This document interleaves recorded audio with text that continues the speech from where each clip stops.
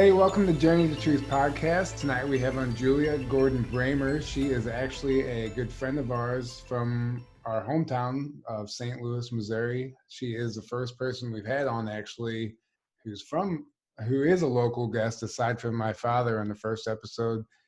She is a professional psychic or tarot card reader. She's been reading tarot cards professionally for 40 years now. And she is ranked in the top 10 psychics in St. Louis. And she's also ranked number one fortune teller by CBS Radio here in St. Louis. And she's an author, a poet. She's written a few books, which she's going to tell us about tonight. So we're glad to have you on. Julia, how's it going? Hi, it's going great. I'm going to make one quick correction. I've been a tarot card reader for 40 years, but only about 11 professionally. Okay. So, yeah. I don't want to make it sound like when I was 16 I was making money on this, because it's been a long road. Well, sure. Well, I guess you would just want to start off by telling us like your history and how you got into doing all this and what it's been like for 40 years. That's a long time. Sure. First of all, a lot of people don't know what tarot even is. Yeah. So I brought some large cards here. These are kind of not the cards I read with, but that I do demonstrations with, just to give people clear pictures. And so I'll hold some of these. But so the tarot is a set of cards. It began as a game during the Renaissance, but in the pictures on these cards are encoded symbols. And they have all kinds of meanings. And so every card has like a character. Well, this is the major arcana that I'm holding, and they all have characters that represent things. So the Fool is childlike innocence. The Magician is our young man. Like you and Aaron both are magicians, Tyler. I we do that. The High Priestess is what I put on the back of my business card. She's the psychic or the intuitive, and everyone's got some of the energy like that. And it goes on, and there's the Lovers, there's Mother cards, there's Warrior cards, because it's telling the story of society and culture. And when we use all these cards together, they tell us stories about ourselves. And so as time went on, especially during the Renaissance, which was also the time of the Crusades, there was really only one religion, at least in Europe, that was acceptable, and that was Catholicism. The Catholics, it was the government as well, and the Jews, all of these sort of fringe groups were condemned. And the tarot began to encode meanings. And this is the lore of the tarot anyway, that it was a way to smuggle secrets. For sure, the secrets are in there, because every tarot card has numerology built in. It has astrology and astronomy. It has actual historical events built in some cases, depending on the deck you're using. It has alchemy in it, all kinds of things woven in. And so the tarot is basically like a guidebook for, how could I put it? Well, for the properties of the Kabbalah. We were talking earlier, and Kabbalah was a word that wasn't familiar to you and some other people. Kabbalah is like the umbrella over all of the languages of the occult. So if you think of the Kabbalah as communication itself, and then think of all the ways you communicate. So the tarot is one, astrology is one, as far as the occult sciences, numerology is one, all of these different things. And the Kabbalah is like the system of how they all work. So they all work on intrinsically the same way, the same roadmap, which is, if you've ever seen a picture of the Kabbalah tree of Sure. Yeah, so the Kabbalah is kind of the blueprint of the occult systems. And so it goes deep, and the study of tarot and Kabbalah is endless. So, as I said, I've been reading cards for 40 years. I only learned about Kabbalah in the last 10. And I've nowhere near scratched the surface because there's so much to learn. Interesting. So, okay, so you started 40 years ago. What? Yeah. Oh, I'm sorry. I sort of No, told the story of tarot, not me, that, right? well, no, that's okay. So what was the spark? Like what even drew you towards it? Were you gifted a deck or how did that work? Um, when I was 16, I wandered into a magic shop one hot summer day in the 1970s, long before you were even born. Mhm. And back in the 70s, there wasn't like this sort of new age thing that there is today. And so this was actually a kind of a hokey magic shop, with abracadabra type tricks, rabbits and hats, Yeah. and foam balls and rubber noses and all of that kind of thing. And it fascinated me as a kid. But in this shop, they had a deck of tarot cards. And there was this really hip teenage girl who maybe was a little bit older than me and a lot cooler. And she saw that I was interested, and she said, check these out, And so she showed me the Rider-Waite deck, or this one is called the Universal Waite, but it's essentially the same thing. This is like the classic tarot. Um, and um, and I was smitten. I just thought, oh my gosh, and she explained, this is real magic. The other stuff is tricks, but this is something different.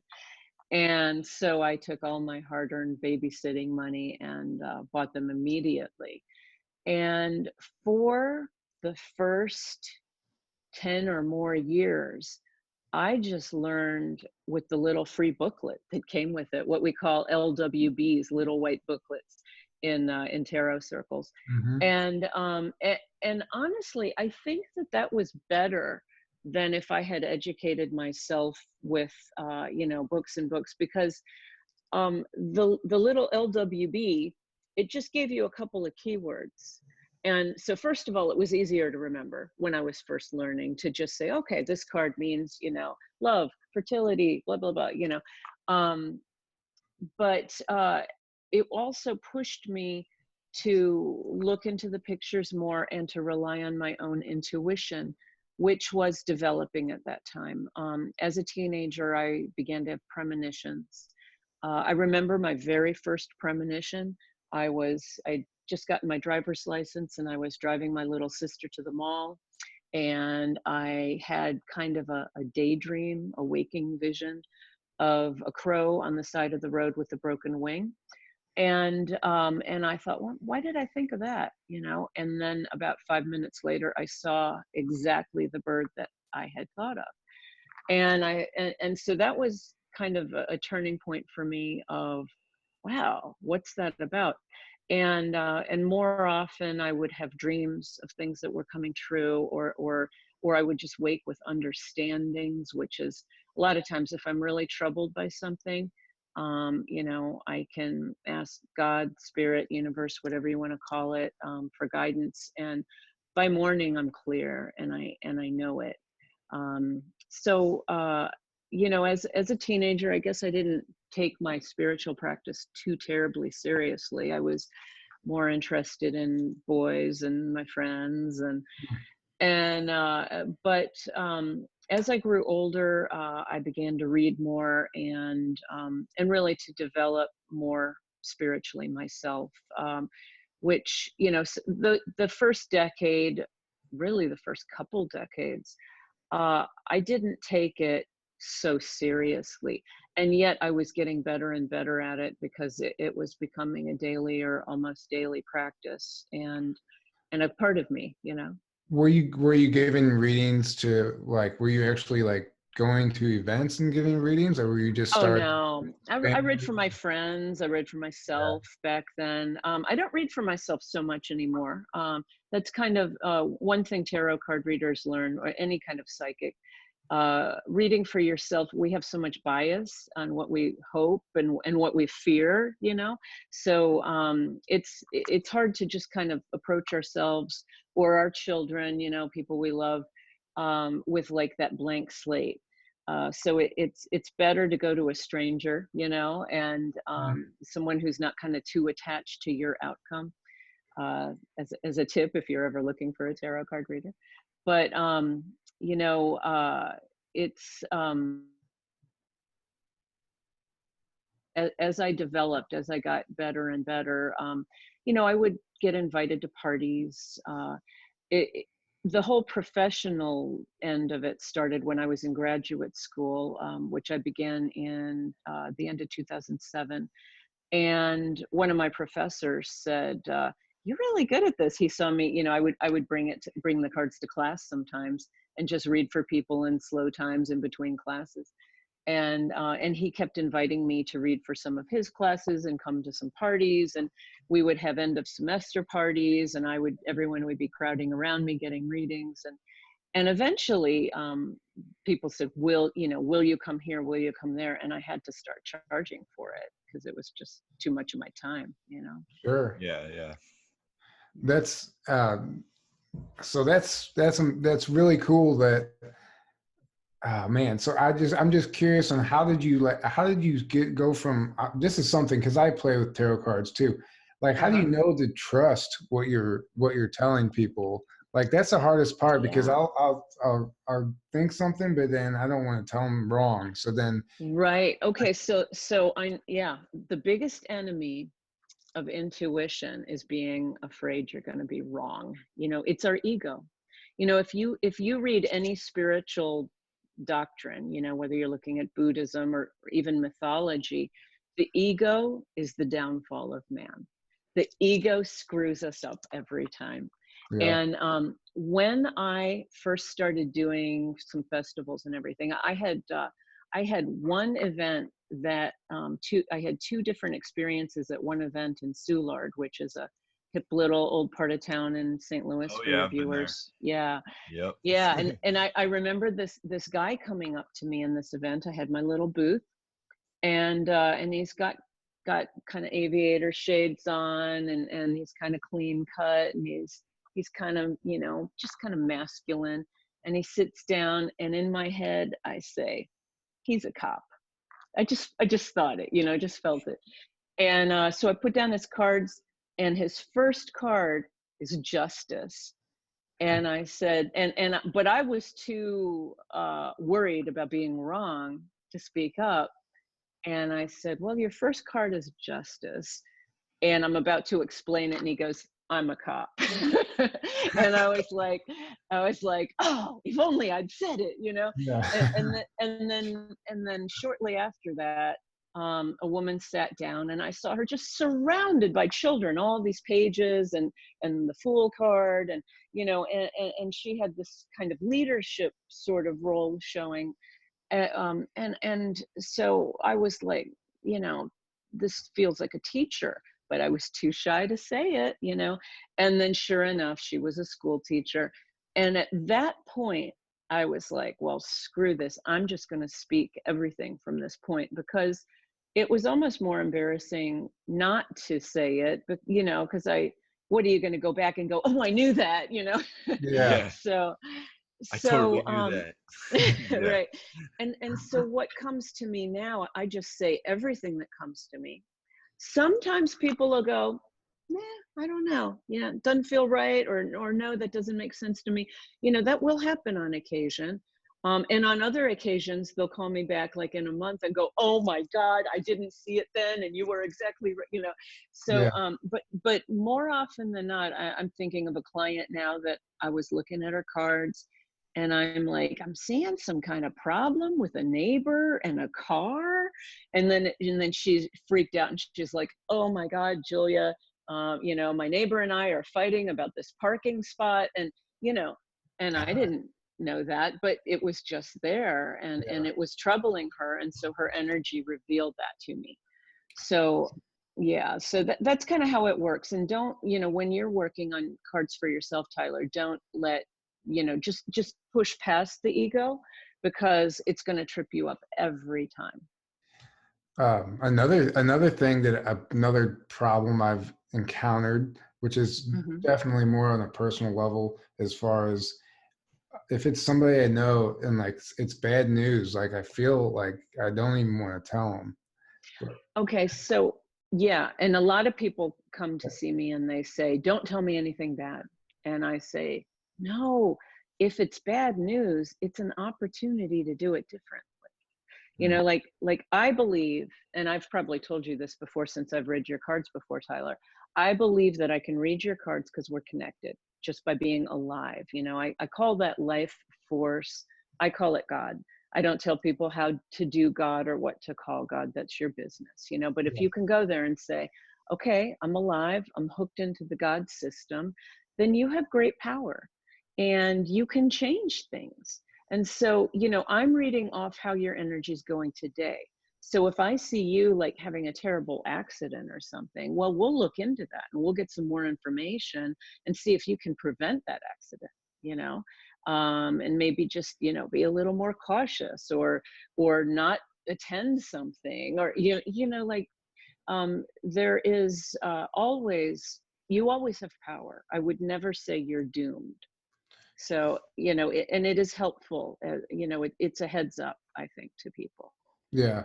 And I've gotten 3 readings from you, at least something by like now. that. Yeah. And Yeah. they've been wildly accurate. And so I can attest to what you're saying. I've been on the Thank you. So Aaron, you need to schedule a session with her. I could do a quick to. reading for Aaron right now, if you I wanted love that. to. Yeah. You want to do that? Sure, Yeah. I would love that. Thank You you. like that idea? All right, Yeah. Aaron. I got my deck and I'm gonna shuffle for you. Just Is don't there tell us anything bad. Yeah, so tell me anything bad. Come on, guys. Is there something like a subject you want me to look at, Aaron, or do you just want me to see what I see? Just see what you see. Yeah. Okay. I'm gonna do like a shorter version just so that we're not like boring everybody with too much of your personal business. Yeah. Something that hopefully is interesting to everyone. But so I'm just shuffling for you right now. As you can see. But and but that it's like it is what it is, and you'll always get the right cards in the right order. And then I do my cut, and so okay, so I'm just going to do what we call a horseshoe spread, and it's 7 cards down. Okay, and you've got some good cards here. So I tend to look at this, the horseshoe spread, like the next year. So we think where we are right now and where you'll be a year from now. So where you are right now, we do have the 10 of Pentacles in reverse. When I say a card's in reverse, it's upside down as it faces me. So if you look at it right away, the right way, it's a family and they have like all this money over them. It's kind of a wealth card. But in reverse, it's a card of things being expensive.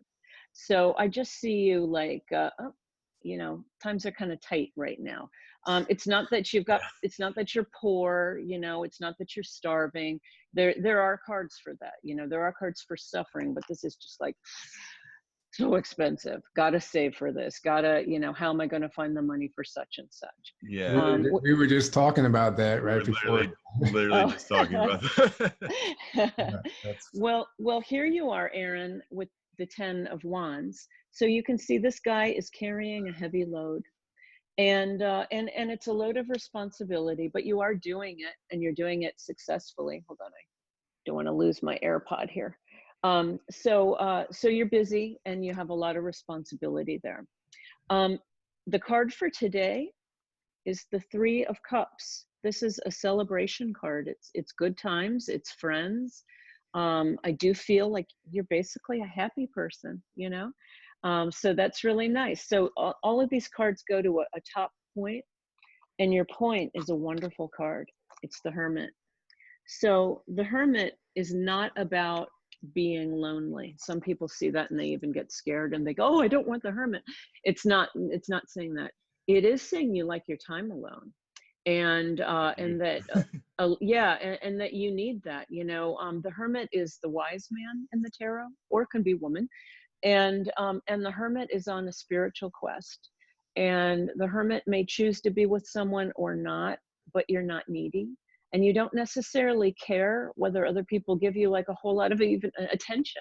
Like you're more about being true to your authentic self. This Hermit holds a lantern in his hand, and it is the lantern of enlightenment.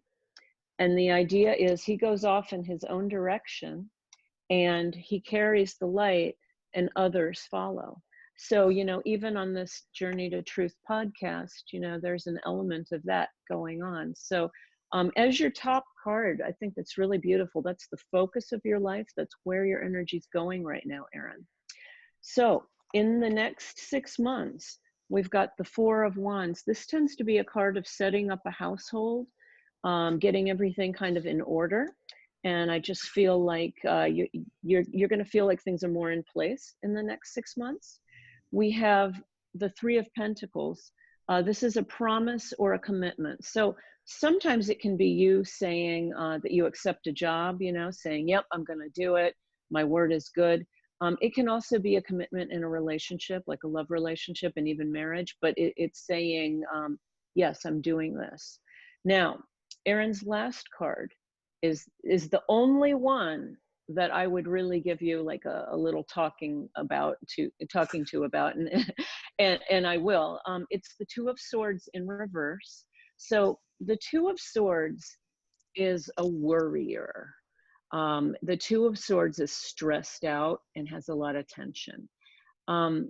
In mysticism, what we put our mind on grows. So you don't want to grow that energy, Erin. If you think about it, like I like to say to my clients, when you're in the car behind the wheel, what you're looking at is where you're driving to. So don't drive to worry. The athlete keeps his eyes on the prize. The athlete would never say, what if I trip and fall? What if I don't make it to the finish line? Because that opens up the potential for that to happen. Mm-hmm. Doctors have known about the power of the mind with the placebo effect and with the will to live. Our minds control our outcome. And getting back to Tyler, what you were saying about, fearing the negative, if our minds control our outcome, then we control our minds to change that outcome. So, everybody has seen someone who has been in a downward spiral. I had a friend whose father died and his girlfriend broke up with him like in a short amount of time. And those two things were enough to make him go so negative. The next thing, he had a car accident and broke his leg, and then he lost his job. And, and it was just like, if you could have heard him talk and heard his attitude through it, everybody was like, oh my God, he's doing it to himself, because the negativity grows and builds. Mm-hmm. And so I think we can do an upward spiral, just like we can do a downward spiral, and we can build the good too. But you've got to work at it, and you've got to correct yourself and go, oh, I'm doing it again, and reframe, instead of worrying, say, I can't wait for the day when, and pitch it like that. I just want to say the reading for Erin, just knowing him, is pretty accurate. He even said setting up a household within 6 months, like he's moving back to St. Louis in November. Oh, cool. In a month and a half. Oh, Yeah. oh, that soon. Okay, so it is exactly that. Okay, wow, cool. Well, he's moving back, staying somewhere temporarily, but he might be eventually getting his own place within that time frame. Everything lined up exactly right. It's very nice. Very nice. accurate. So is there something else you want me to look at? Love, money, career, health?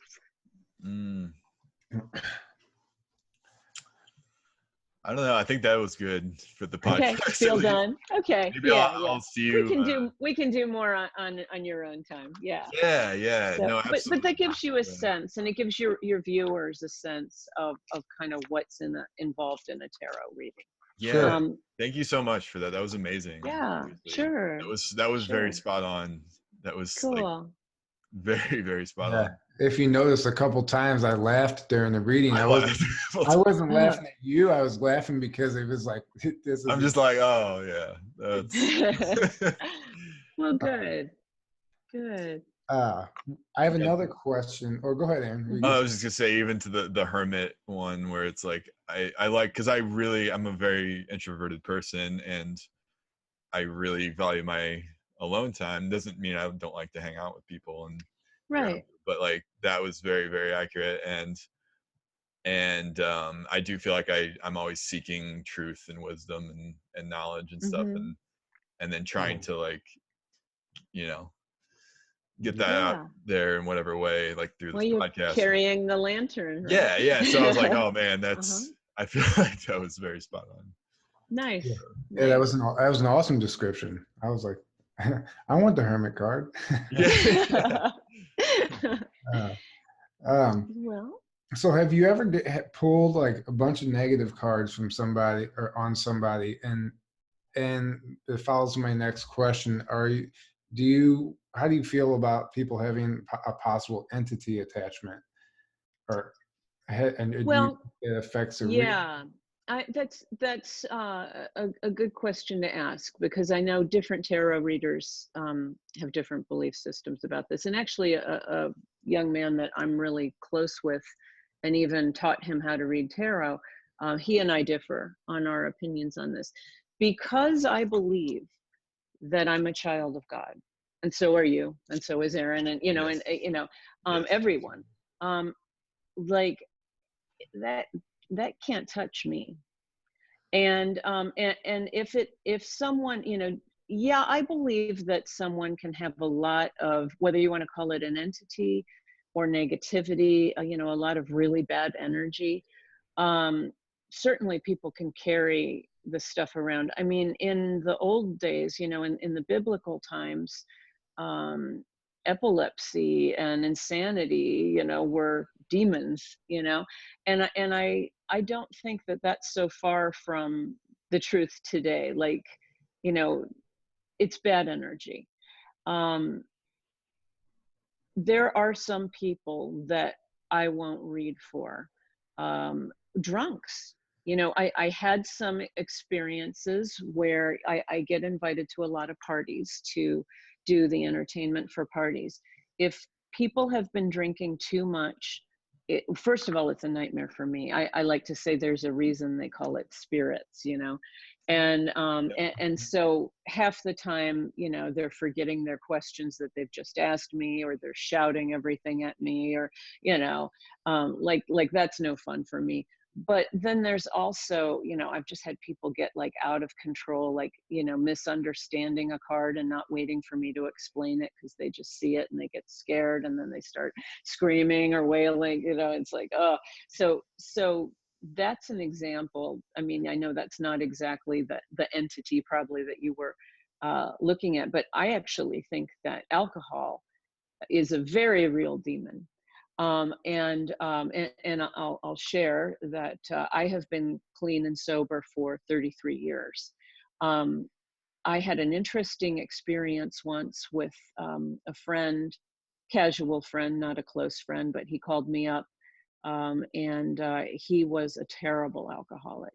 And he called me up really drunk one night, and he starts talking to me, and he's like, Julie, and it was interesting because my family calls me Julie. My real name's Julia, and everyone today in my friend circle calls me Julia, and my husband and everything. But my birth family of origin, they call me Julie.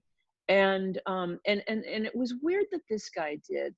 And the way he sounded, like there was something about his actual voice that sounded like my father, who had been a very abusive alcoholic when I was growing up.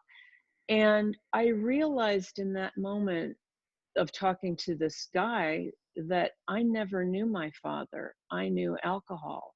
And here he was on the phone with me again. And it chilled me to my because it was demonic. Like it was really disturbing. So so alcohol, I don't want to mess with people who are drinking. It's just ugliness, and it's not really them anyway. You know, it's the spirits.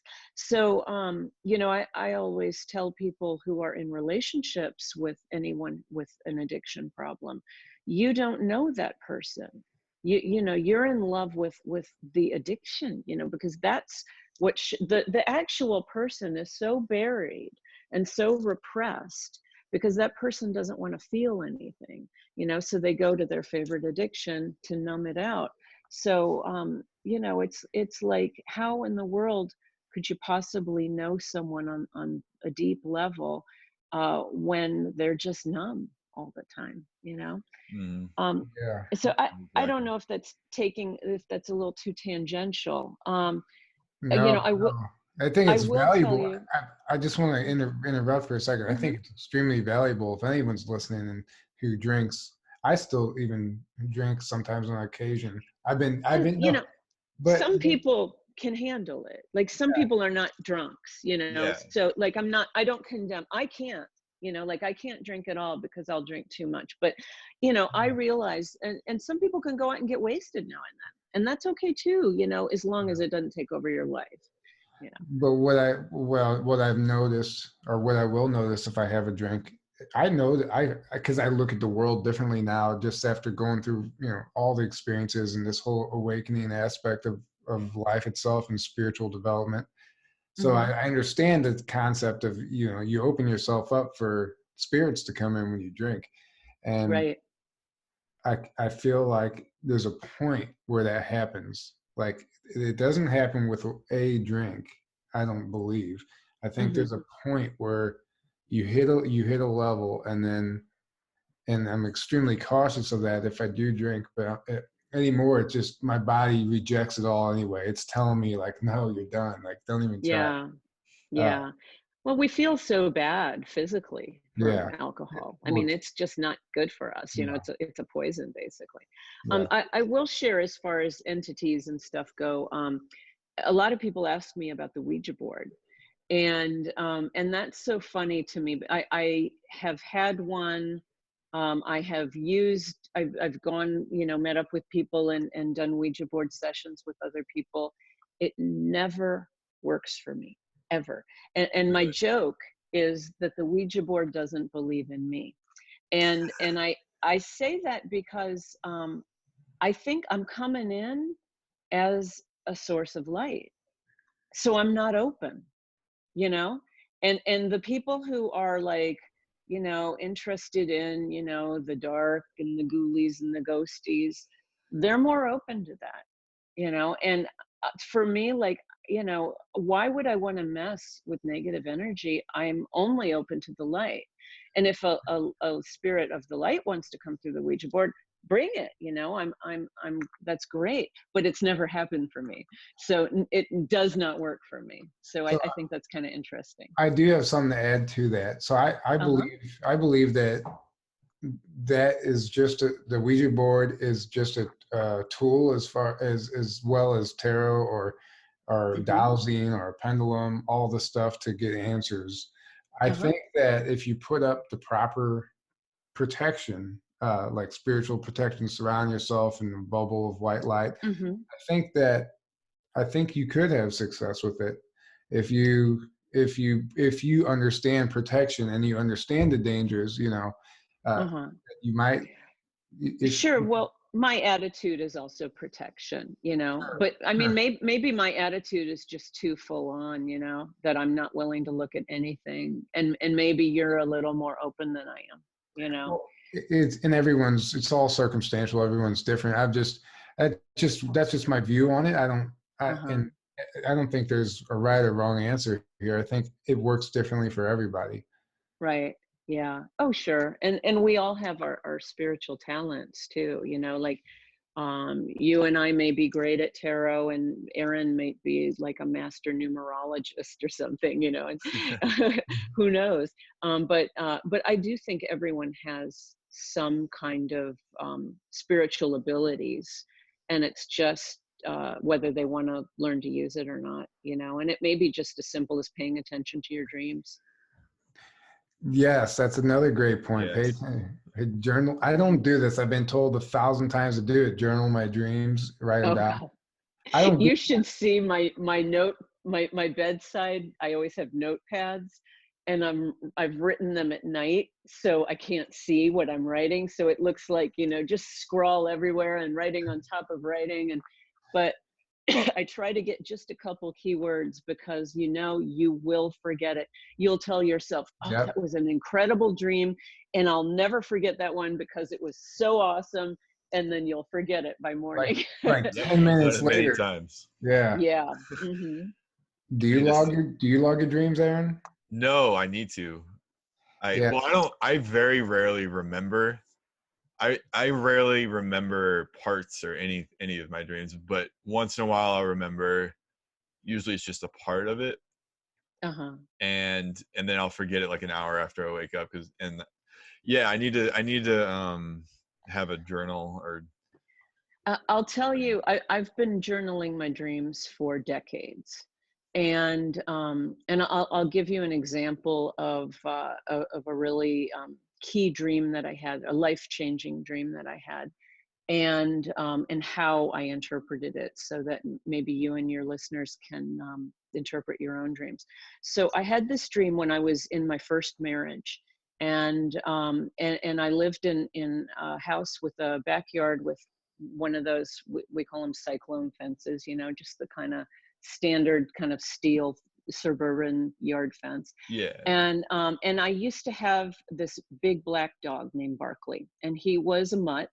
He was like a lab mix, lab chow. And he was so, this is in real life, he was a hard dog to discipline. So in my dream, I was standing at the gate to my backyard with that fence.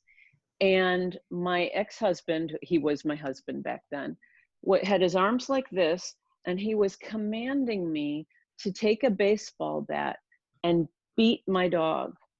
I was beating the dog senseless, and I was sobbing as I was doing it. And I didn't want to do it, but I was just doing it at his command.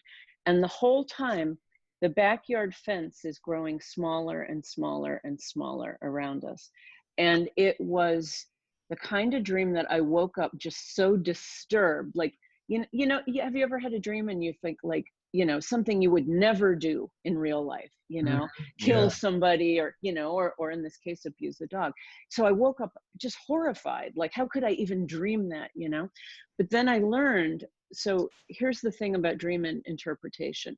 If you were to write down all the details, like journaling, and then go back and look at every noun and imagine that as a part of you, here's how it would translate. So I would have said, the Julia part of me was beating down the Barkley part of me, commanded by the Mark part of me. You know, what I came to understand was my dog represented my wild, playful, untamable side.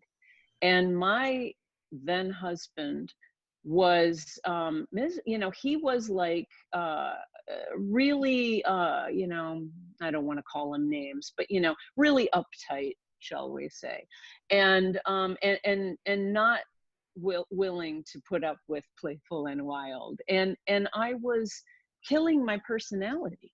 I was choking myself. I was suffocating, and my little yard of room was getting smaller and smaller in that marriage.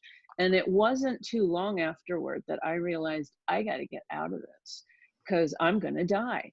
And, you know, and I was clinically depressed at that time. I wasn't connecting the dots that I was so unhappy in the marriage, you know. But that's an example of the wisdom of dreams, and how you can interpret your own dream. Just look at, whatever the details are. If this were a dream, I would say the Julia part of me is talking to the Aaron part of me and the Tyler part of me.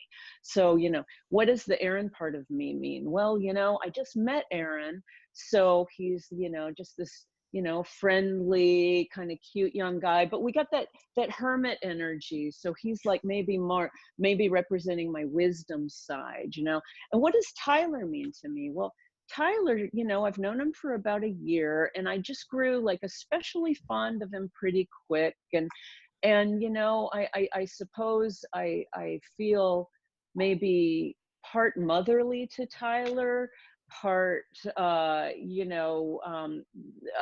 really like to engage in the conversation and get excited about his ideas and the things he shares, because he expresses what a lot of people don't dare. I like his spirit of adventure. So I would sort of look at you two, and so how do you reflect in me? Like if I had dreamed this conversation, what is that saying today? In my current circumstances.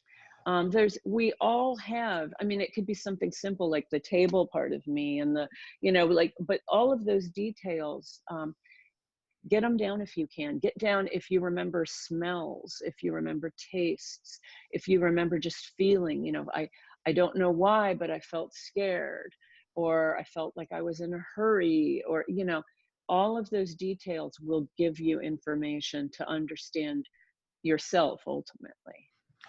Yeah, first of all, that was a great, massive analogy. That was. It was really good. And I appreciate the compliments that came along with it. Yes, thank you.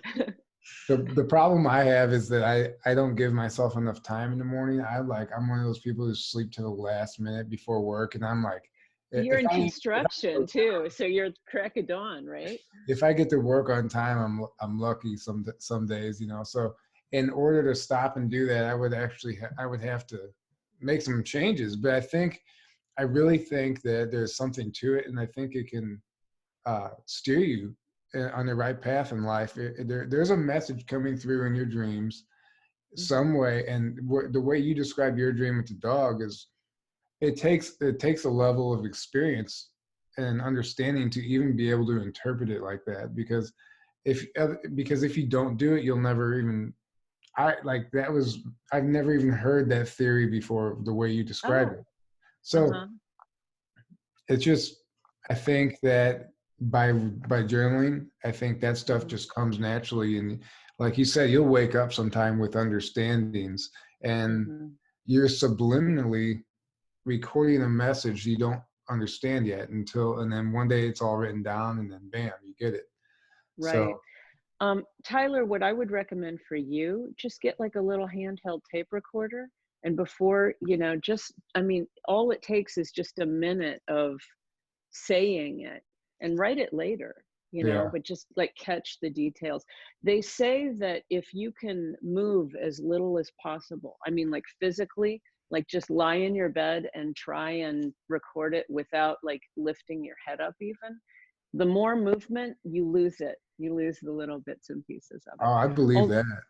Although I do believe that we get the important dreams, and I think that's our God connection, so if you're meant to have a message, then you're not going to forget it. It'll be the if a lot of times loved ones come to us in dreams also. Mm-hmm. Oh, yeah. And we have a cat that passed. His name was Simon, and he was the sweetest thing, and he loved me and my husband Tom so much, and he comes into my dreams. And most recently, I said to Tom, I woke up one morning, and I said, I dreamed about Simon last night. And Tom said, I did too. So he came to see us in the same night. And I was thinking about that cat shortly after I lost him, and I was in Bloomington, Indiana, doing some of my scholarship on Sylvia Plath, which is something else to talk to you about. But and I remember just sort of saying out loud, I wonder if you're up here with me in Bloomington, Indiana, Simon. And then that night I dreamed about him, and I was just like, yay, he Ah, is, you know? Oh, that's So cool. That's yeah, that's you awesome. know, when we're connected, like the life energy, the bodies crap out and die, and it's going to happen to all of us, animal or human. And but the energy goes somewhere else, and science has proven this. You yeah. know, it's I Hmm. we wholeheartedly can, believe that. Yes. yeah, we can unite the sperm and egg in the test tube and create life, but that sperm and egg have to be alive first, you know. Yeah. And so yeah, the energy is the mystery, and I think the energy is God, and I think we've all got a part of it. Absolutely. Agreed. Yep. Yes. Um, so I want to switch gears just a little bit, not too much, but if you don't Hmm. mind touching on it, you were recently approached for your own TV show. Yeah, yeah. I Uh, can't say too much about it yet because it okay. hasn't. It hasn't. I haven't been chosen. So, Okay. but I was asked to do a screen test. They're looking for a reality TV show on tarot in St. Louis, Oh, nice. and I would be the natural one. I think I'm one of the few in St. Louis that I am a full-time professional. I don't do other work anymore except for my writing. You know, but like a lot of the people who read tarot, you know, they have a day job, and they you know, also maybe, you know, maybe they also build themselves as mediums, or you know, they have other things that they do. And so they were looking for straight up tarot, and that's me. And I don't think anyone in town has the experience that I have either. So so it seems like a really good fit. Plus, I do have a pretty good amount of media experience in general, and I would love to have a go at it because I think it could be a way to get some really important spiritual tools and messages to millions of people who wouldn't otherwise get it, and in a fun way, you know, Yeah. in a hip, interesting, entertaining way. It wouldn't be lectured to, or you know, you know, and with real people. I pray I wouldn't want it to be rehearsed. I wouldn't want it to be set up. I want real readings, just like I did for you, Aaron. You know, like I trust in my own abilities to know that we don't have to, you know, rig this. Mhm. So so I hope that I get the chance, but if I don't, then it's not my path. You know, I never set out to be a professional tarot card reader originally, and that just happened. And I wasn't looking for this TV opportunity, but then they came to me, which was cool and Yeah. complimentary. Sure. And so so I don't know, you know, maybe if it's my path, maybe it'll happen like the professional tarot job did. If not, then that's cool too. You know, we'll Yeah. see. No, that's a great outlook on it. That's really cool. Well, we wish you luck. I mean, hopefully Yes. Good luck. turn on the TV and be able to see. Yeah. Uh, Well, maybe I could bring you on or something. That'd be fun. oh yeah, there That'd you be go. amazing. Yeah. Gonna make you a star. Yeah. We're gonna First, they be gotta make me famous. a star, but Yeah. So you mentioned you've written a few books Mhm. about Sylvia Plath, Sylvia correct? Plath. Plath. Yeah, Sorry. yeah. Um, So Sylvia Plath, for people who don't know, she is one of the major female contemporary poets of our time, and she died the year I was born. I was born 9 months after she died, and I don't know if that has any woo coincidence or not. But I believe so she so. died. She died in February 11th, 1963, and I was born November 26th, 1963. We have what I don't know if you've ever seen. There's this funny thing online called the Lincoln Kennedy coincidence, and it's all about you know, like it lines up the letters of Abraham Lincoln's name and John F. Kennedy's name, and it and certain dates, and it talks about, you know, Kennedy was assassinated in I know he was the whole grassy knoll and everything. I'm trying to think of the words for it, but anyway, oh yeah, the assassin of Kennedy ran to a theater, and Abraham Lincoln was like the flip of that. It was like, you know, he was assassinated in a theater and ran to like a grassy knoll kind of thing. There's this back and forth between Lincoln and Kennedy, and there's a back and forth with me and Sylvia Plath. My grandmother's name was Sylvia. My mother was born in Britain and married an American man, and Sylvia was born in America and married a British man. My grandfather lost his left leg. Her father lost his left leg. Her father died when she was 8. My grandfather died when I was 8. You know, it's just this, you know, and it gets like weirder and weirder if you look at the numbers and line our names up and everything. So, so it's kind of fun. It's kind of fun to play with. People say, well, do you think you are her?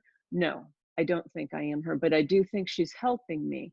And I think for some reason, so Sylvia Plath, as this major contemporary poet, she's best known for shock treatment that she had when she was 20, and her suicide at 30 years old. And that's really sad that people don't really recognize her for her genius, which was unbelievable. I mean, she was a genius's genius. And what I learned when I was back in graduate school studying poetry and fiction, my own, you know, I'm also a creative writer. And I saw, because I'm also a tarot card reader, I was reading her book, Ariel, which I conveniently have, and I saw a lot of tarot imagery in it. And I went to my professor and I was like, hey, Steve, I'm seeing, you know, this is the Knight of Swords, and this is the Empress, and this is the King, you know, King of Pentacles, and, you know, whatever. And I'm showing him these correspondences, and he's like, I've never heard anyone talk about this. And I said, you're kidding me. Like to me, you know, it was screaming out. And so he said, why don't you make this your final semester project? And I was like, yeah, that sounds great. Well, it ended up becoming my life's work, because what I realized very soon after was when I explored this book, Ariel, which came out shortly after her death, probably like 1964. Maybe it might have come out in 1963. I can't remember the first version. But anyway, 64, 65, I'm thinking is correct. Her husband had rearranged it. And so that kind of kept the meaning hidden, because what she did was she lined every poem in order of the tarot. And if you understand that her first poem, Morning Song, equals the Fool card, and her second poem, The Couriers, equals the Magician, and it goes on and on. Well, all of a sudden, you know how to read Plath in a way that nobody, like it radically changes the meaning of the poem. It gives us new explanation for all of the symbols that she used, because they're right there, they're pictured in the cards, you know, and she was describing the cards as in the way they looked, as well as the meaning of the cards. And each one of Plath's poems, because the tarot is aligned with the Kabbalah, which I mentioned before, they do six different jobs as far as meaning goes. So you can read Sylvia Plath's poems on a surface level, which most people do, and say it's her autobiography. And there's some truth to that. There's a lot of that. But then if you understand the meaning of the tarot card, all of a sudden you've got her world history and mythology and astrology and astronomy in some cases, and alchemy and the tarot, and it's all bound in, and the arts and humanities. And really, I've never seen anyone pack such a wallop in their words, where you could read one line and it could have 6 clear different meanings.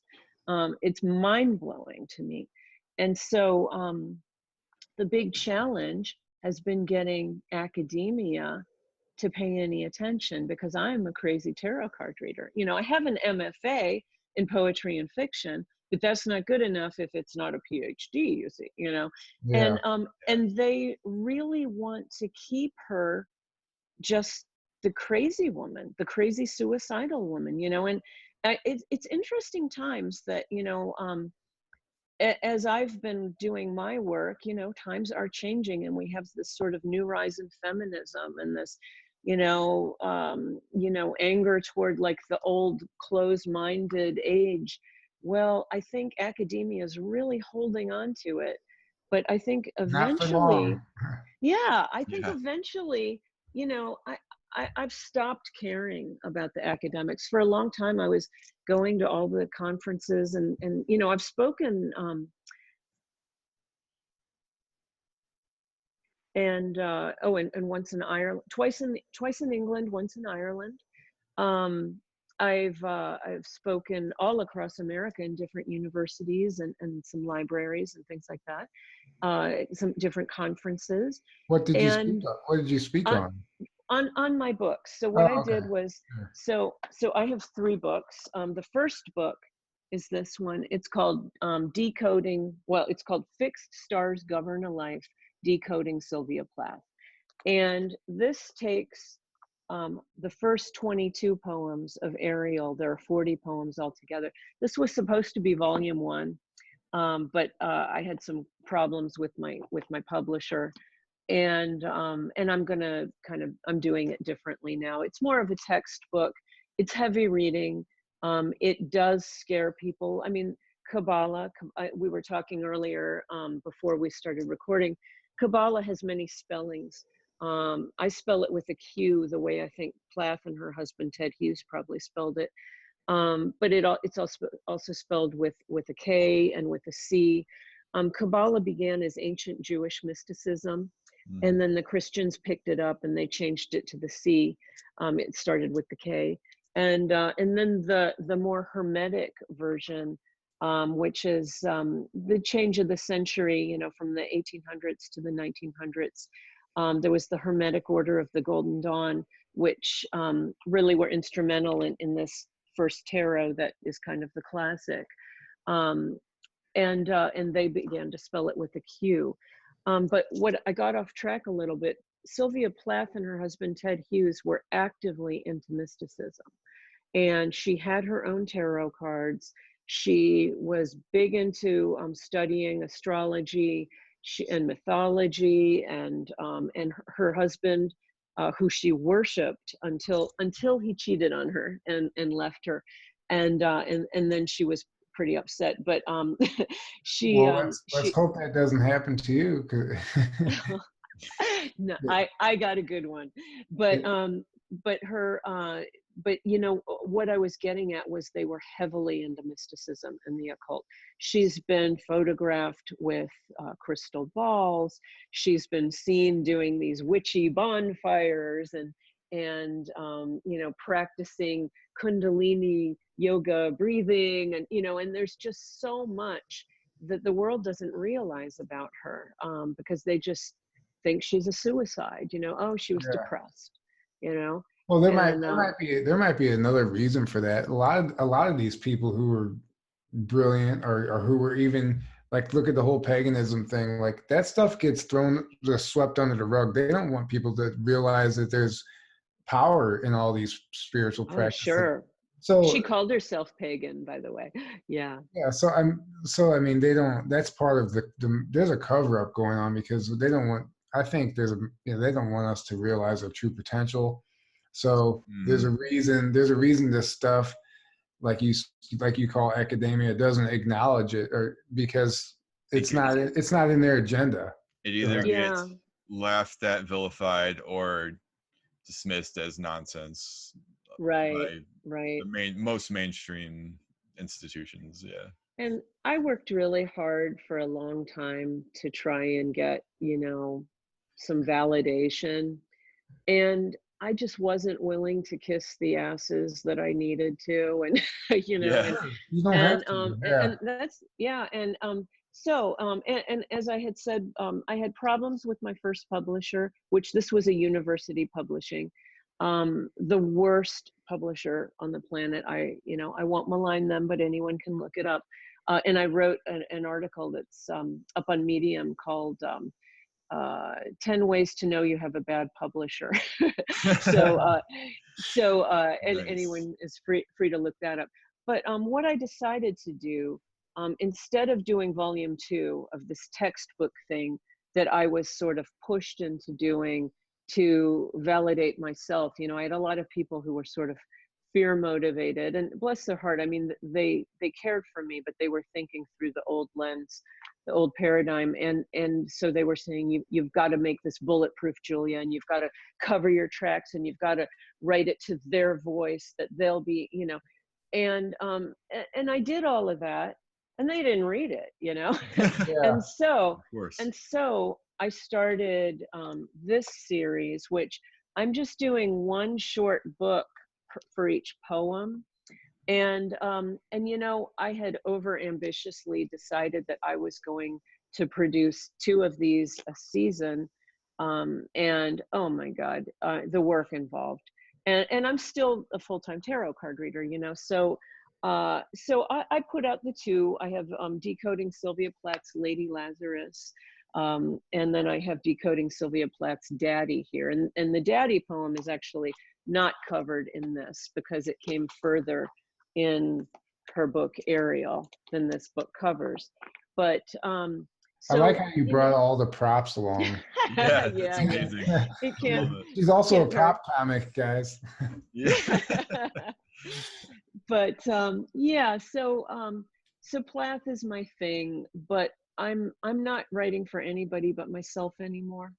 And these Good. books they may be not selling millions on the New York Times, but I sell some every month, and I'm cool with that. And people are still, they're still buying the first book, which I'm going to soon be out of entirely as far as the hard copy, and I think I'll put the PDF for sale just for cheap online soon, because I want this information out there, and I want to redeem her. If I have any connection to Sylvia Plath, I think it's my goal to just show the world that she was more than what they think she was, more than this basket case. Sure. And why do I care so much? Well, I don't know. Sisterhood, maybe, I don't know. But I do think she helps me, Yeah. That's beautiful, though. I mean, Nice. It's amazing. There's definitely a connection. There's a drive there. It could, like you said, she could be helping you. It could be a number of things, but it's awesome that you're doing it and you're pursuing it. It's a passion, and when we find our passion, you have to pursue it. I mean, yeah, right. Yeah, I mean, it's not even a choice. Like, I'm gonna do it. I might not be like whipping myself to meet publishing deadlines anymore. Like, I'll do it when I feel like it. Yeah. But I read Plath every day, and and I just find myself digging deeper into this or that. And I have a lot of books that are almost done.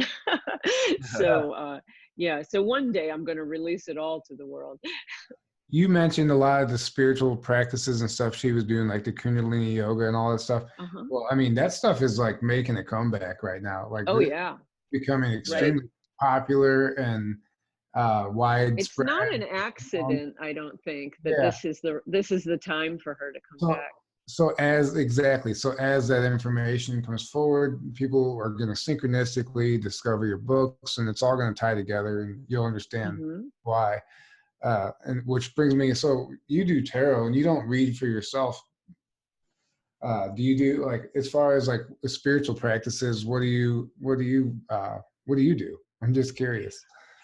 Well, okay, so I meditate every day. I meditated before this, just because I wanted to be channeling the right energy and focused on the right thing.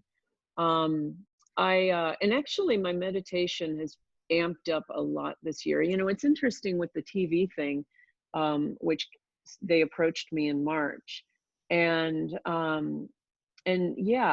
feel like this has been a year of preparation. for me. So I got to level 2 in Reiki. If you know about Reiki, the Oh yeah, healing I didn't spiritual even energy. know that about you. That's Yeah. Oh, interesting. it's a new thing. Yeah, Sure. it's new. Yeah. And I'm not a master by any means, but I wanted to learn about that, and I'm just kind of going deeper into my own spiritual pursuits, automatic writing, which of I've course done comes that. naturally for me as a writer. Yeah. Yeah. um, Working more with, kind of actively calling on visions, and I think everybody has a certain amount of mediumship, and I tend to do it best through the cards. So I do look at people who've passed sometimes, and just if there's a message for my clients energetically that shows up in the cards. So yeah, I've just sort of been pursuing a lot of this stuff more deeply, with a lot of good success. I feel like I'm stronger. I feel like I'm a better person. Um, Absolutely. I'm not willing to give my energy to stupid stuff. I had something today that there was an incident on Facebook, and I was in a private group, and this the main person in the group, who I was always very fond of, but she said some horrible things, and I mean, it was violent and vicious, and I was like, in that moment, like, I don't care. Like, that's not it. Even if you're joking, like, it's not Yeah. cool. It's not cool to talk about killing people. I mean, it Yeah. came down to that. And like gleefully, like it creeped me out, that's bad energy. And Yeah. I told her, and I said, I'm out. And I left the group, and I unfriended, and I blocked her. And because I don't want that in my life, Well, that you know? toxicity can, if you do engage it and you do recognize it, then it'll you become part of that, and Right. it brings you down in ways you won't even recognize. Right. And I have found, especially too often in my past, I did sort of the rescuer thing where I cared about people who were in such dire needs. And I was missing the fact that they really have, they brought this on themselves usually, and they have a lot of emotional work to do that I can't rescue them from. And it was ending up just being totally taxing to me. Sometimes I was wasting money, so, wasting money, wasting time, suffering unnecessarily. And I would so much rather be about love and light and doing good for, people who are like actively trying to better their lives, instead Yeah. of trying to save the self-destructive person or whatever. Oh, here comes Rufus. My big cat. Buddy. Rufus wants to be the star. He Yeah. likes to monopolize. To another room. Oh no, no, you're fine. Okay. Actually, Okay. how long have we been going there? And I don't have any reference of time Let's or see. Oh that. gosh, I don't even know. Let me look. It's almost 8 o'clock. What time did we So start? Actually, I We mean, started a little late. I think an hour and 10 or hour and 15. okay. Maybe. yeah. Well, we can. So probably close to wrapping it up. Yeah, we could do that. Yeah. Yeah. So, is there anything? One last thing I remember I wanted to ask you. You had mentioned to me about. So when I gave you those crystals, you talked about a crystal grid, and that's Yeah. something I'm actually really interested in right now. And what did you discover is in your research? And like setting up a Okay. grid, you have like a grid Well, house, or what is? what you gave me, if I'm remembering right, you gave me a what you call it, the Rose? goldeny, the gold tiger's eye, the I gave you. tiger's eye, I gave you and you gave tiger. me a citrine, and you gave me a rose quartz. Correct. And so because I do feng shui also, there's another spiritual practice, which I really think there's something to that, which is about what you how you organize your house, and the flow of energy, and especially eliminating a lot of clutter, and it feels better. Like, I think everybody knows like how good a clean house feels, Mhm. and Sure. and feng shui is just like a step beyond that, and so I put the rose quartz in what we would call my bagua for love. Bagua is basically the center, for love, love and relationship and friendships, because that's what rose quartz works for. And then the citrine, gosh, if I can remember that one right, I think the citrine is under my mattress, and I think that's just for my good energy and my strength, and if I'm remembering that right. And then the tiger's eye I actually do carry with me, because Oh, nice. that's a different kind of strength and protection, and yeah, and there might be a little wisdom in there too. But the stones are said to, crystals is a whole other practice. And I have many, I mean, actually, let me show you. So this is my little table setting here, my little altar, and Okay. I've Singing got bowl. Yeah. yeah, I got all kinds of my crystals and shells, and so I I read about it. I'm by no means an expert, but they're beautiful, and I like the idea that anything that you put intention in, like, it doesn't have to have. I mean, we give it the magical properties because we're children of God, right?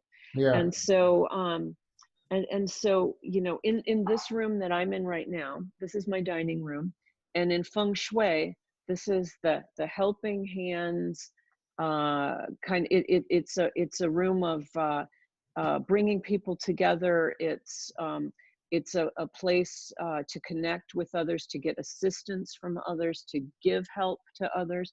I have a symbol on my little altar here of a hand, just for giving and receiving. And then I just have all kinds of little crystals that mean different things to me about relationships and what I hope to promote, your success, yours and Aaron's success, and building each other up, and just positivity. I definitely am a believer in what we give, we get back.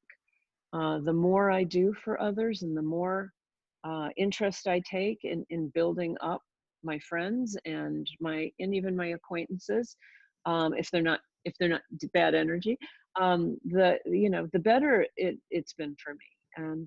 And certainly my life has come a long way from the days I was a teenage alcoholic, and I was very poor for a long time. And after my first marriage that I told you about, Rufus, we had, I was a poor single mother and struggling, and my life's come a long way from that place. Well, I think by doing what you just said, by being a better person, helping service to others, doing everything from a heart-centered perspective. Sorry. No, it's okay. He really wants to be on camera. Yeah, He does. He does. I think that naturally creates abundance in ways that it almost makes it effortless. You don't have to work so hard to try and exist, to try and make it in this world. If you're doing everything for the right reasons and helping other people. Right. And I know all the people who suffer with money, and I used to be one of them. Those people are, first of all, they're completely self-absorbed, as I was. They're completely focused on the negative and all the ways they lack. I read the most interesting thing. The poorest Americans, the absolute poorest Americans, so maybe homeless, whatever, are still 30 times more wealthy than those in third world countries. And just think, wow, wrap your mind around that, And so we know in America, even if you're homeless, you can probably get clean drinking water pretty easily. You can probably get some electricity. It might be intermittent, or you might have to borrow it from someone, but like, they just don't have that at all over there, Yeah. and help, you can probably get food. You can probably, so there are you know, we focus so much on lack. And if you keep that spiritual principle of what we put our mind on grows, you know, if you're always looking at what, you know, what's wrong and what you need, you know, if we start saying, I'm blessed, you know, it's like, yeah, there can be some inconveniences, but look what I have right now. You know, I have a roof over my head and I have cool air conditioning on a 90-degree night. And I have a big fat red tabby who loves the heck out of me. And I have, you know, and I have food in my belly and I'm not hungry and I'm well. And, you know, this stuff matters and we got to grow that. And if you practice gratitude and yeah. grow the good, you're just going to find that it just comes tumbling in more and more. And then, of course, like I said, sharing, assisting, you know, whatever you can do and give to those who are on your path. And we got to build the light. You know, it's such a dark, miserable time. And I know so many people who are just focused on the news, which is, I know I don't have to tell you guys, there's a lot of propaganda and mind control, and we don't want to, you know, like, don't be a part of that. You know, I have had people unfriend me because I wasn't angry enough. And I just think, wow, what a statement that I've is. experienced that before. People like, that, this doesn't upset you? Why don't you, like, how can you let them get away with this or something? Right, And right. I don't exist. And yeah, I don't exist. I won't feed any of that energy ever. Actually, my entire life, I've kind of removed myself from that. It's just, Yeah. you know, they've decided that they want to be so upset and miserable. And, you know, I don't deny that bad things happen. I don't deny that there's, you know, mass shootings and the immigration thing. And like, you know, there's a lot of terrible stuff. But guess what? There's also a lot of really beautiful stuff.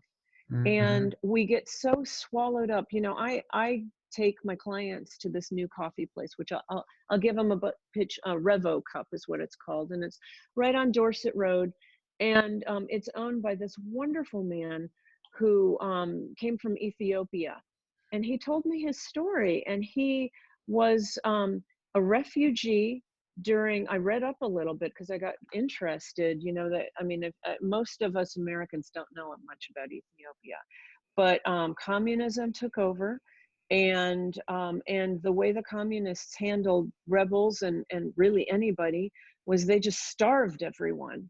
And they figured, and they were doing this mass genocide just to kill everyone, because then problem solved and they don't have to control anybody, you know? Yeah. And so so my friend ran, and he was a refugee, and he ran into Kenya, and he stayed there for a little bit, and he finally got his papers to come to America. He told me 22 years ago he came to America, he didn't have a pair of shoes. And he's built this cool life, and he's got, not only does he own a coffee shop, but he's also got a gas station, and he's got a family, and he's like, God bless America, you know? And who says that anymore? You know, it's like almost shameful if you say that. Well, you know, I don't want to say that I am with any parties. Honestly, I think political parties really divide, and I hate that. I don't want to. You know, I am like, I do not want to be part of that negativity, whatever you want to call it. I am with my friend Nebu, you know, and growing the good, and seeing, well, what do I have today, and what can I do to make the world a better place, and how can I matter, and how can I, you know, change things in my small way.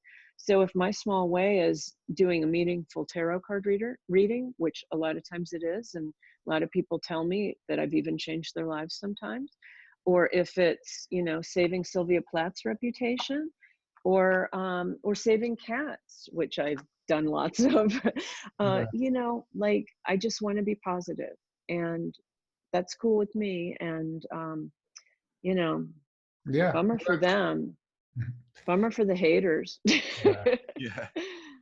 Well, no, it's a great message. I mean, I think anybody listening would agree. I mean, that's just the way, I think that's the way we have to be in order to see a change, you know, that we have to, whether it's just like just one person at a time, you know, it doesn't matter. Right. Yeah. Gandhi said it, be the change you wish to see in the world. Exactly. You know, and if you're, to get back to my uncomfortable experience on Facebook today, the girl who I was horrified by wrote me, and she tried to explain like why it, you know, oh, it was vigilante stuff. It's like all of, you know, why she's right, why it's okay to want to kill these people. It's like, it's not okay. Yeah. Sorry. You know? I agree. Yeah. And yeah.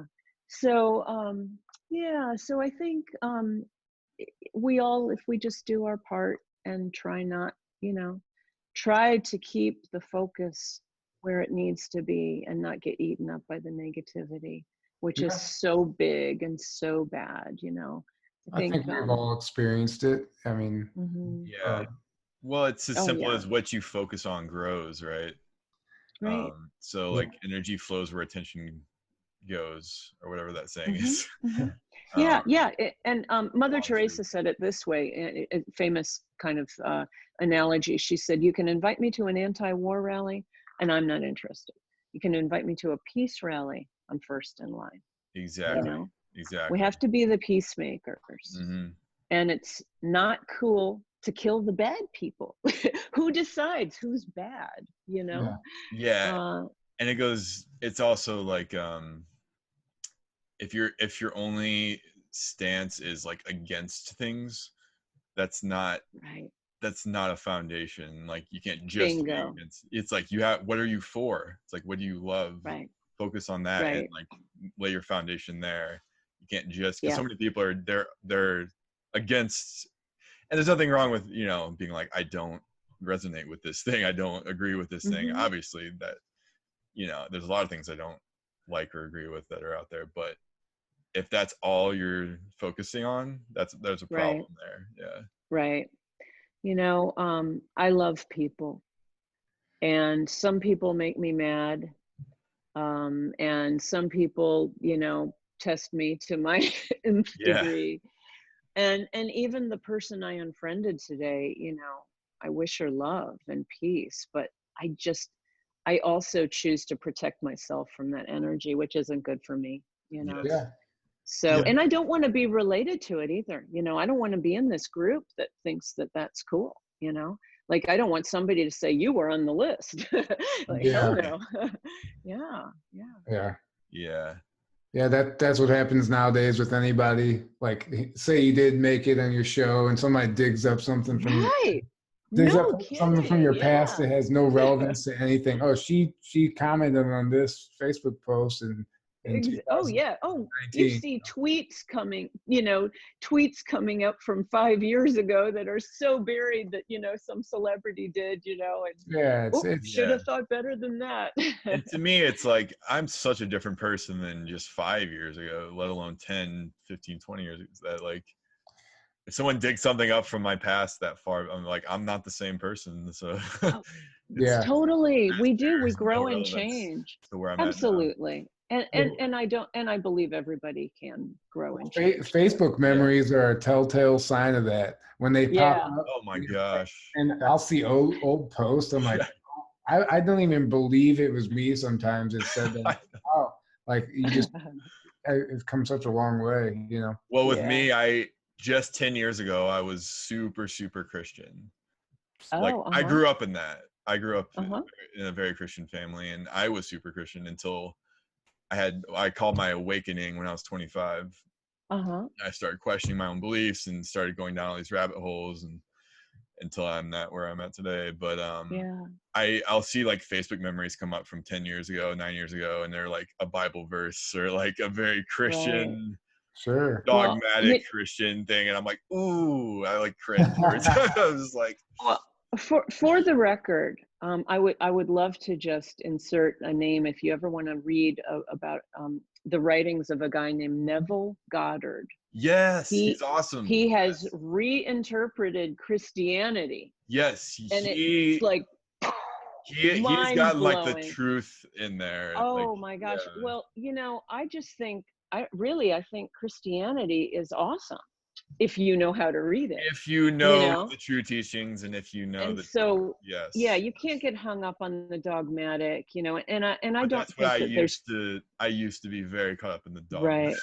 I don't think that there's just one way, and I think that churches like to tell you that, or all major religions like to tell you Yeah. that. But I think there's a lot of ways, and it's just the brand that speaks to you best. But I honestly, after I found Neville Goddard, I just revisited my Bible, and I love Christianity, but I don't necessarily believe that Jesus was a living flesh and blood person that was walking on the earth. Yeah. Maybe he was, but I don't. I think that there's more evidence that he's a great analogy and a great teaching I could tool see of that. what we should be. I could see that, and I've heard a lot of people believe that. I'm not set in stone on anything. I'm open because as of right now, I'm kind of leaning towards he was a real person, but he was like An ET. Yeah, like an ET, like a benevolent Maybe. ET that came here to Sure. show people how to live and to try to get us on the right track.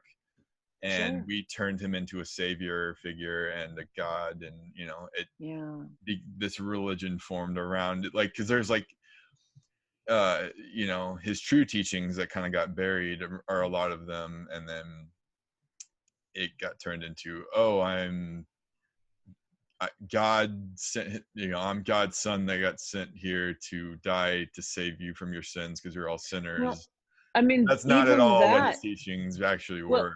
Well, Neville Goddard explains it that we all have the crucifixion, and we all have to basically kill our ego selves and rise out of that and own our God self, and that is the salvation. But, yes, and that I 100% agree, and that's almost the opposite of what I grew up being taught and what I grew up believing, because you were told to be a shameful sinner. You're a shame. Yeah, shame. Like, you're a worthless sinner that you basically give all your power away to this outside God, Jesus or God. In mysticism, shame is the lowest level vibration. Yeah. Like we have our different levels, and you gotta elevate shame. Bad news. Yeah. And you're taught that like your only worth is you believing in this God that's saving you. So it's like it's like, instead of you taking responsibility for yourself and being a sovereign being, that we each are our own saviors essentially, but you're taught that like you can't save yourself. That's like evil to think that, it's like, that's a lie from Satan and all this stuff. Right. So I grew up believing like fundamentalist. It's kind of, and it like it kind of makes you it kind of like blocks you from ever taking true self-responsibility, and at least for me. Sure. Because it's an excellent method of control, and if you think of where it came from, so getting back to the Renaissance time, when with the Crusades, the government was the church. And so it was, they wanted to control the masses. What did they want? Well, they wanted all the good Catholics to reproduce, so they made the rules about be fruitful and multiply and all that stuff. And they did not want them thinking for themselves. If they could just be agreeable, in the original writings of the Bible, there was reincarnation. But Pope Constantine took it out because he thought it wouldn't be a good idea for people to think that they had other options. Like, if they didn't get it right in this life, so he's like, no, let's just have one life here. Everything that was like self-empowering got taken out. Right. Everything exactly. in like the Book of Enoch, the Book of Thomas, and all the mystical, and power for women too. And all the mystical stuff, and the stuff that like really was like the deeper truths that like really Mary Magdalene became a whore, and attack on the divine feminine, totally. Yeah, with that. And then you're a worthless sinner, attack on, self-sovereignty and our own divine nature, and giving your power away to an outside force rather than claiming your power. Like, it's like so many things got reversed. But again, like you said, there's so much truth in there, and it really depends on what you focus on. Because you can go to church and you can focus on the good stuff, like love your neighbor as yourself, like love and joy and peace and Jesus taught it all beautifully. I'm thinking of the Doobie Brothers now. Jesus is just so right. If you just like read Jesus and like what he taught, and that if you really... just read Jesus was a Buddhist, by the way. Exactly. So that's fun. He was he learned like the Eastern traditions and wisdom, and that's what he was really teaching. But then it gets turned into its own religion, and now it's this is a Western religion. It's like, well, Jesus he studied in like India and like Tibet, I think, and right like no one really knows, do they? He sort of just appeared on the scene at 33. He actually talks about the third eye if you know how to read certain passages, and talks about reincarnation if you know how to interpret certain passages and stuff like that. Sure. But unless you really know how to interpret these things, because I got taught those things. This is what he means, and it's not at all what he's actually saying. And then go ahead. I was just say, and then who are these people, whoever the preacher, who are they to tell you what it means?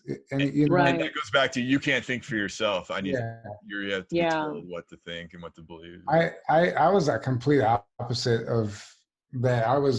My families were, Catholic and Christian, both sides. And we grew up, we went to church, and I never resonated with it, even as a kid.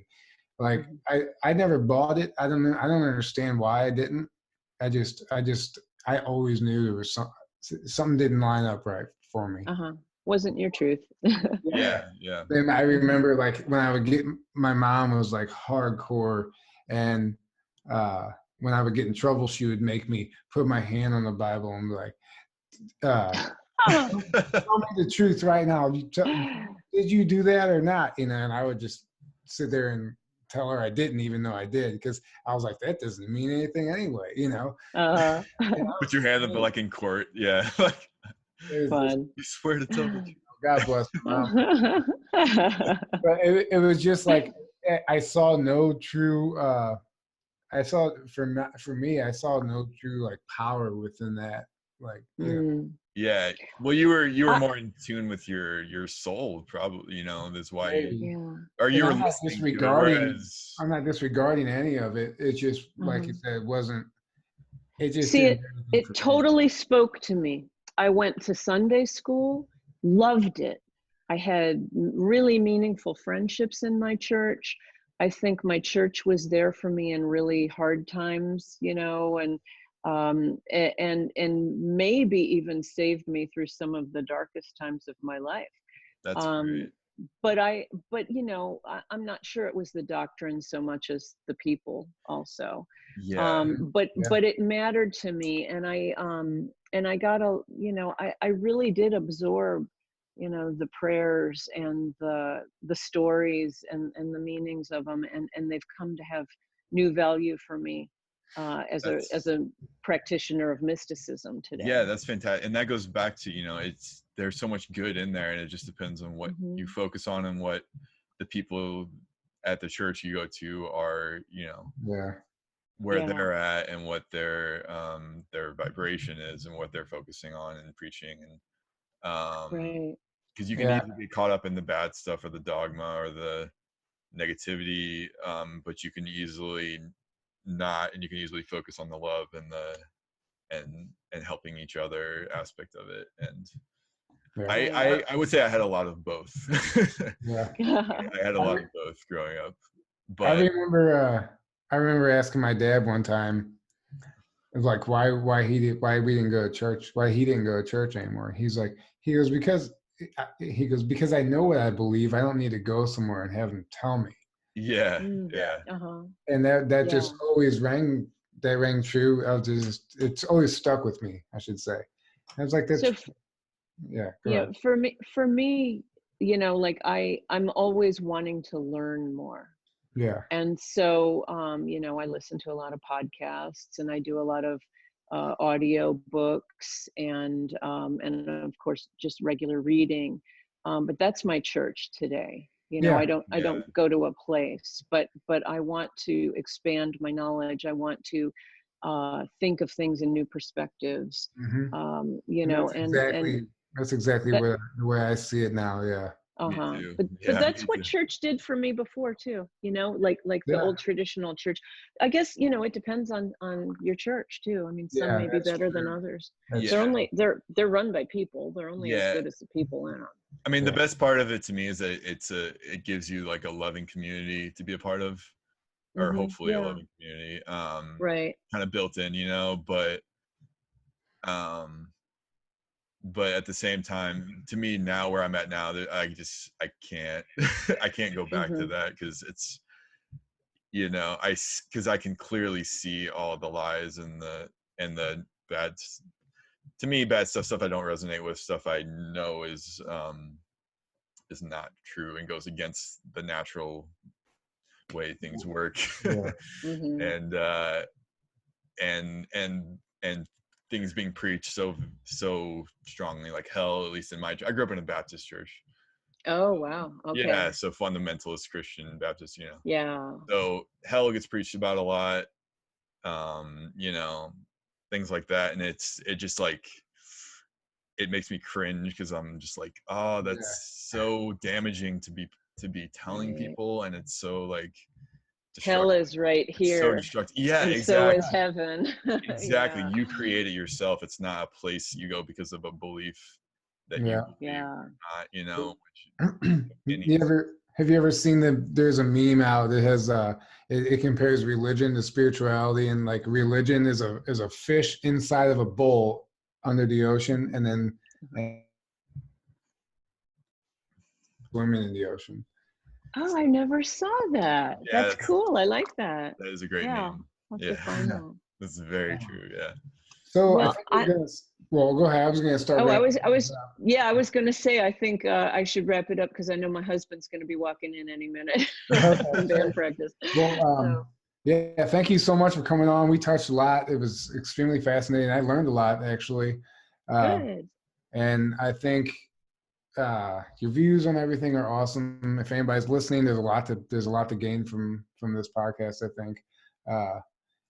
Is there a way people can reach you if they want? Yeah, absolutely. My website is juliagordonbramer.com, and JuliaGordonBramer.com. There's a contact thing through the website there, and I have a blog, and I have all my tarot information and all my Plath information too. So it's all in one place.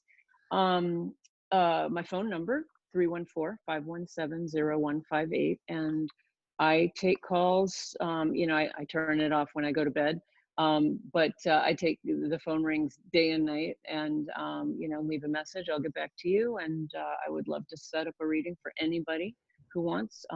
They can text me as well, or they can find me on Facebook. Although I tend to be kind of maxed out on the friends thing, but I do check my, what is it called, the other file or something, when you're not friends and somebody from the outside writes.